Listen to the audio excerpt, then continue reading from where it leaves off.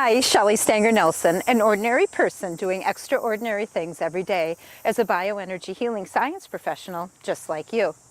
Well, I'm standing here in this amazingly gorgeous garden today to ask the question and to have you consider, how do you express your essence? Well, first let's determine what is essence.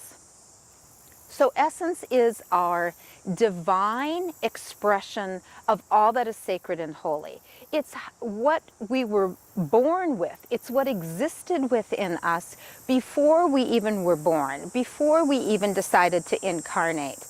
It's a unique gift, a blueprint of a characteristic that we're supposed to be living from and manifesting out in the world, just like these flowers are. So I stand here in this garden and I ask you to look at it and I ask you to decide which flower doesn't need to be here. Which flower is the exact same as the next flower? None of them, right? None of them are exactly the same. Each one is absolutely necessary and needed to create the full expression of what you're seeing right now. So too is it with us, right? We are each needed and necessary. Our unique expression of all that's holy and divine is necessary to create the, if we will, the garden of life, right?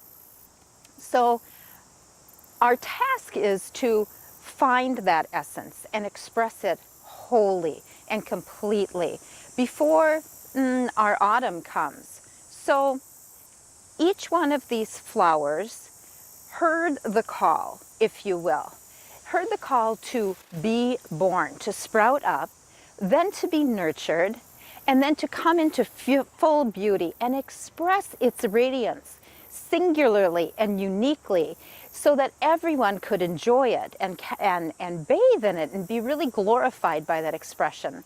Well, for us, it's the same thing. What is the unique call that you've been called to? You came, you said, I'll be born. Then you were nurtured. You nurture yourself, right? You find the place in you that is unique.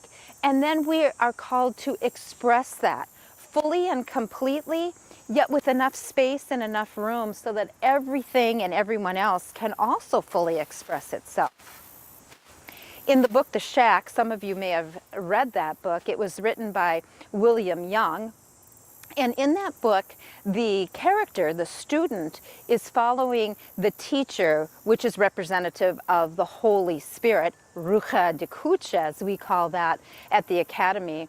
And the Holy Spirit comes upon this garden, and the Holy Spirit starts cutting away at the blossoms, and the student is like, what are you doing? These are beautiful. Why would you cut these down?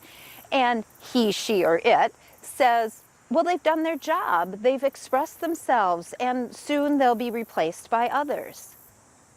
Well, so too this garden will lose its plant energy. The energy of the plants will stop flowing. They will fall down into the earth.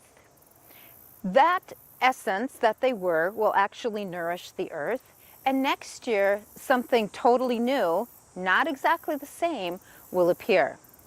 And that's what will happen in our life plan too, right? We will eventually find our autumn.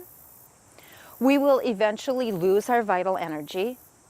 And we will eventually return back to where we came from. Something else certainly will come behind us, but not uniquely who we were. Not that specific blueprint will ever enter again.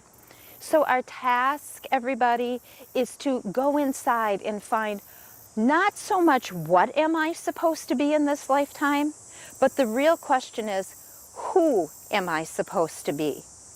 How am I supposed to be expressing my unique essence fully and completely and abundantly so as to leave room for everyone else's expression as well, and to simply add to the magnificent beauty, the garden that makes up life?